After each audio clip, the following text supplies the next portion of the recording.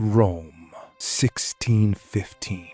A disgraced samurai kneels before the Pope, baptized and celebrated as a Roman citizen. 7 years later, he returns home to a Japan that has just outlawed his new faith. Why did it cost him everything?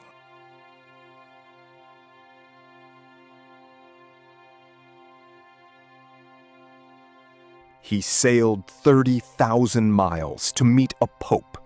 He became a Christian, a Spanish nobleman, even a Roman citizen. So why did Japan erase his name the moment he came home? Hasekura Tsunenaga was not born for greatness.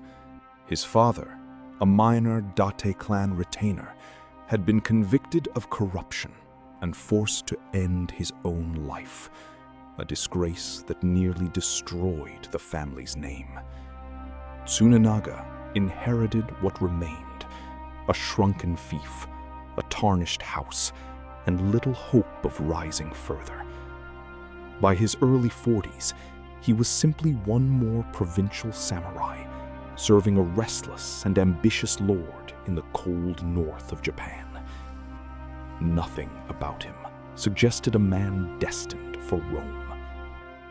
But Date Masamune was searching for exactly that kind of man, one with everything to prove and nothing left to lose.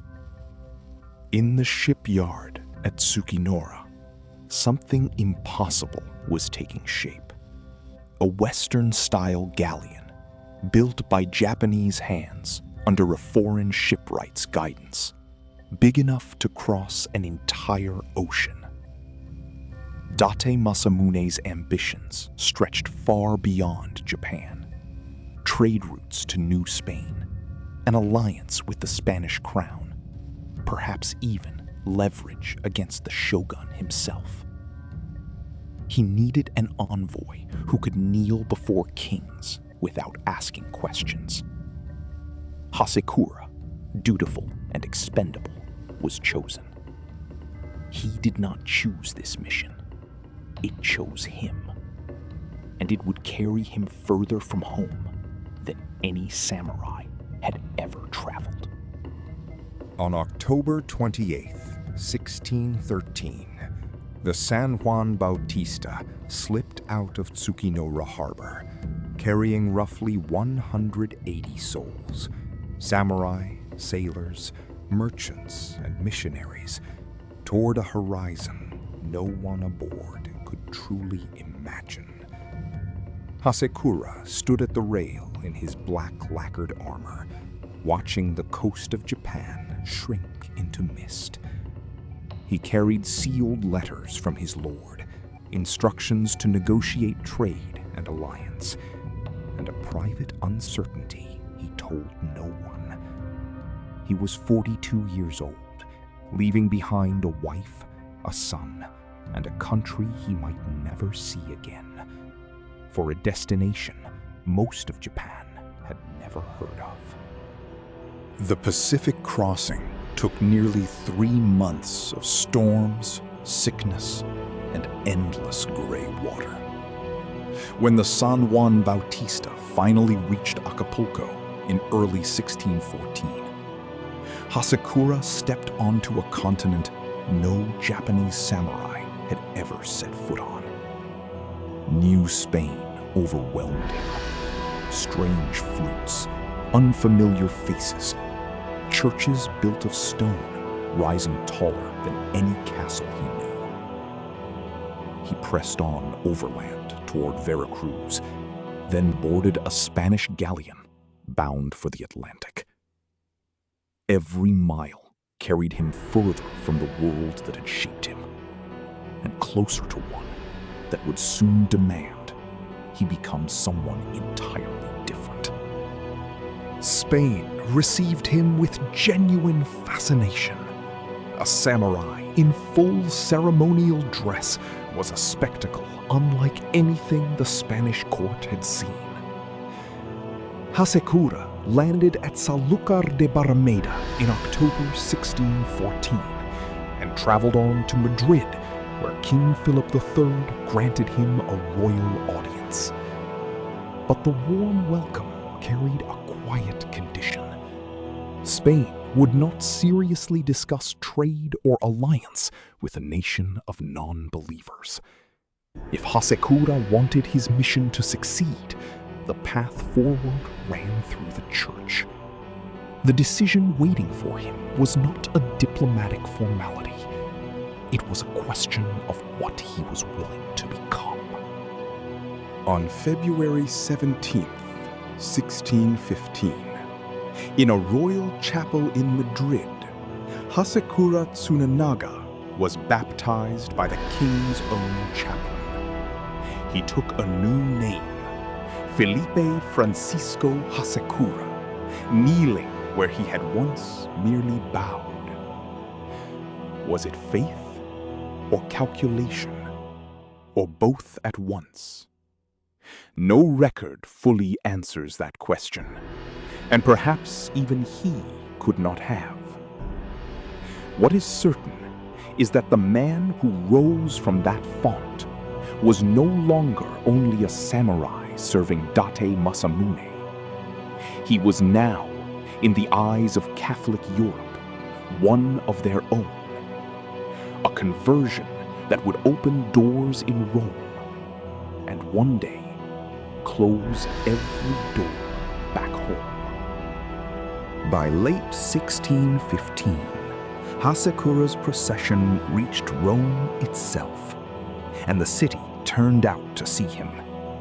Roman nobles, cardinals, and curious crowds lined the streets as the Japanese ambassador, baptized, robed, and utterly unlike anything they had encountered, approached the Vatican. He had crossed 2 oceans and an entire continent to reach this moment. An audience with the Pope himself, the man who could bless his Lord's ambitions before all of Christian Europe. Whatever waited behind those doors would mark the highest point of his extraordinary journey. He could not have known it was also the beginning of its unraveling. On November 3rd, 1615, Hasekura Tsunenaga knelt before Pope Paul V inside the Vatican. The Pope received him with genuine warmth, and the city of Rome made him an honorary Roman citizen, recording his likeness in paint for posterity. Honors almost no foreigner, let alone a Japanese samurai, had ever been given. For one suspended moment, the mission seemed to have succeeded beyond anything Date Masamune could have hoped. Hasekura, the disgraced retainer's son, stood celebrated in the heart of Christendom.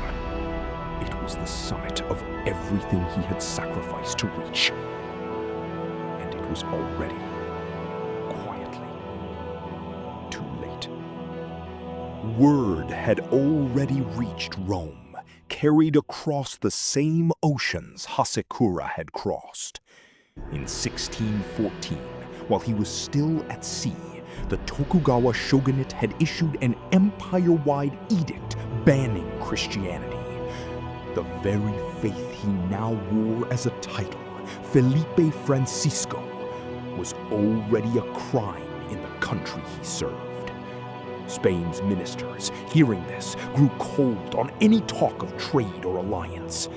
The celebrations in Rome could not change what had already happened at home. Hasekura had climbed as high as any samurai ever would in Europe, and the ground beneath the mission had already vanished. Officials in Madrid quietly suggested he might simply stay. Europe had honored him more than Japan ever had, and a converted Christian samurai had little left to return to. For a moment, the offer must have tempted him. But Hasekura had sailed under his lord's seal, carrying letters that demanded an answer, however unwelcome. Whatever he had become in Rome, he was still bound by the duty that had sent him. In 1617, he turned back toward the Pacific, choosing a homeward voyage that would take years toward a country that no longer wanted what he now carried inside him. The return journey stretched on for years, back across Mexico, waiting months for passage, crossing the Pacific once more, toward a Japan that felt increasingly distant with every mile. Hasekura was no longer the same man who had left Tsukinoura in 1613. He had knelt before a king and a pope, taken a foreign name, and seen a world most of his countrymen would never believe existed. Somewhere on that long passage home, the question must have haunted him. What exactly was he bringing back? A diplomatic triumph, or simply a faith that could now get him killed? In August 1620, nearly 7 years after he departed, Hasekura Tsunenaga finally returned to Japan. There was no procession, no celebration, no acknowledgement of everything he had endured. Christianity was now brutally suppressed under Shogun Hidetada, and Date Masamune, ever the survivor, had already begun distancing himself from the mission he once championed. The trade agreement Hasekura had crossed the world to secure never materialized. The man who had been received by kings came home to silence. His extraordinary journey treated by his own government as an inconvenience best forgotten. The Japan Hasekura returned to had no place for who he had become. Christian missionaries were being expelled or executed. Believers were forced to trample on sacred images to prove their renunciation or face torture and death. Somewhere in his quiet household, Hasekura is said to have hidden away the crucifix and Christian items he had carried home from Rome. The same symbols that had opened doors across an entire continent, now dangerous enough to destroy his family. The samurai who once knelt before the Pope now had to decide, in private, how much of that moment he could ever admit to. The historical records go strangely quiet on Hasekura's final 2 years. Some accounts suggest he formally renounced Christianity to protect his family and his lord. Others believe he remained secretly faithful, practicing in private what he could no longer practice at all in public. He retired to his estate, largely out of public life, a man who had seen more of the world than perhaps any Japanese person alive, and who now had almost no one left to tell. The mission that once carried the hopes of a warlord had quietly become his alone to carry, in silence.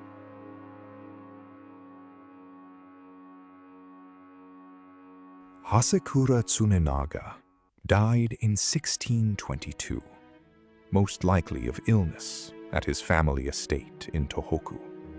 He was around 50 years old. There was no state funeral, no formal recognition of the 7 years he had spent representing Japan across the known world. Whether he died a Christian or renounced entirely remains disputed to this day. A final ambiguity fitting a life defined by them. What is not disputed is that Date Masamune, the lord who had launched the mission with such ambition, made almost no public gesture to honor the retainer who had risked everything to carry it out. The story did not end with his death. In 1640, 18 years later, authorities investigating hidden Christians turned their attention to Hasekura's own household and former retainers. His son, Tsuneyori, was accused of harboring Christian servants and lost everything. And members of that household paid with their lives under Japan's brutal anti-Christian laws. The embassy that Date Masamune once hoped would elevate his domain instead left a quiet, dangerous inheritance, a family forever shadowed by a mission the state had officially chosen to forget. Strip away the treaties and the trade routes, and Hasekura Tsunenaga's story becomes something else entirely. A man who crossed the world, not for himself, but for a lord's ambition, and returned to find that the self he had built along the way no longer fit anywhere. Not fully Japanese anymore in the eyes of his own government, not truly European, despite the citizenship and the name. He belonged in the end to neither Kyoto nor Rome, but to the 7 years in between, the only place where Felipe Francisco Hasekura had ever really existed. Hasekura crossed an ocean to become something Japan no longer wanted. But at almost the same moment, in the very court that exiled his faith, another outsider was becoming something Japan had never seen before. An English navigator, shipwrecked on these shores years earlier, had risen to become a trusted advisor to Tokugawa Ieyasu himself, granted land, a Japanese name, and the rank of samurai. If Hasekura's story is about a man crossing the world and losing his place in it, William Adams' story is its mirror. A foreigner who crossed the world and somehow found his. Hasekura Tsunenaga never asked to become a symbol. He simply followed his lord's orders across 2 oceans, adapted to survive in courts that had never seen a man like him, and paid the price when the world he left behind changed without warning. Today, statues of him stand in Spain, Italy, and Japan, quiet acknowledgments of a journey his own era refused to honor. His crest, his crucifix, and his 7 lost years remain a reminder that history's grandest missions are still carried out by ordinary, expendable men. Men asked to become someone else and never quite allowed to come home.